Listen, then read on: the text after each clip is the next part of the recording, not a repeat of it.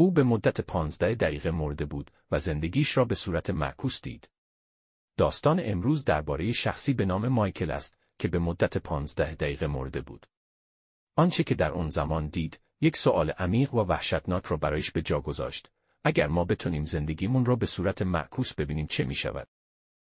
حادثه. یک صبح سرد زمستانی در یک شهر کوچک در جنوب آلمان، مایکل در حال رفتن به محل کارش بود که ناگهان یک خودرو در جاده یخی کنترل خود را از دست داد و به او برخورد کرد. مایکل درد شدیدی در قفسه سینه‌اش احساس کرد و همه چیز تاریک شد. شناور شدن در بالا. او در جایی که به نظر می رسید فضای بی پایانی باشد بیدار شد. نه دردی احساس می کرد و نه ترسی. در عوض حس آرامش داشت و مانند روحی که از بدنش جدا شده، بالای بدن بی حرکت خود شناور بود.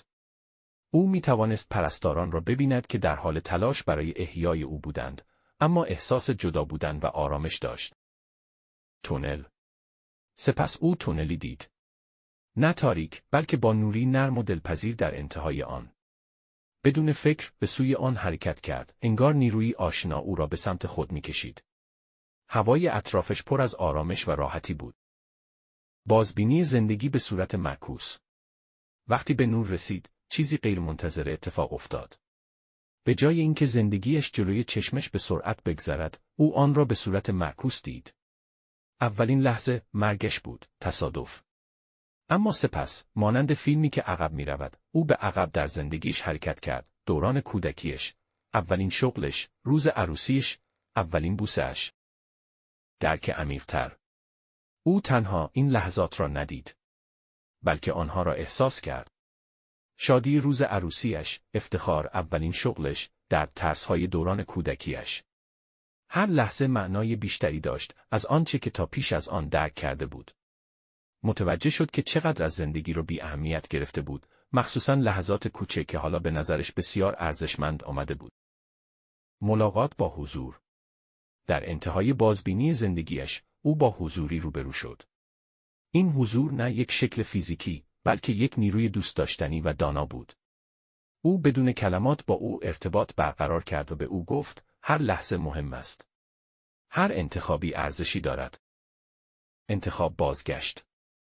حضور از او پرسید، آیا می‌خواهی بمانی یا به زندگیت بازگردی؟ او حس کرد که به سوی نور آرامش بخش کشیده می شود، اما در همون لحظه تصویر خانواده‌اش، همسرش و دختر کوچکشان به ذهنش خطور کرد.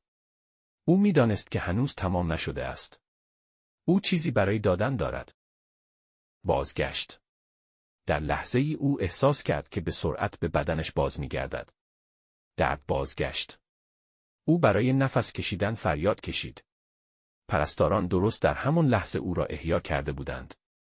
او دوباره زنده بود، اما کاملا تغییر کرده بود. تأثیر آن. امروز، سالها پس از آن حادثه، مایکل میگوید که دیگر همون شخص سابق نیست. او دیگر زندگی را بی اهمیت نمیداند. هر لحظه کوچک، هر تصمیم اهمیت دارد. او از بودن با خانواده‌اش لذت میبرد و سعی میکند که در لحظه زندگی کند، زیرا میداند که زندگی شکننده و کوتاه است. در انتها، آیا فکر میکنید تجربه او میتواند چیزی به ما بیاموزد درباره اینکه چگونه زندگی میکنیم؟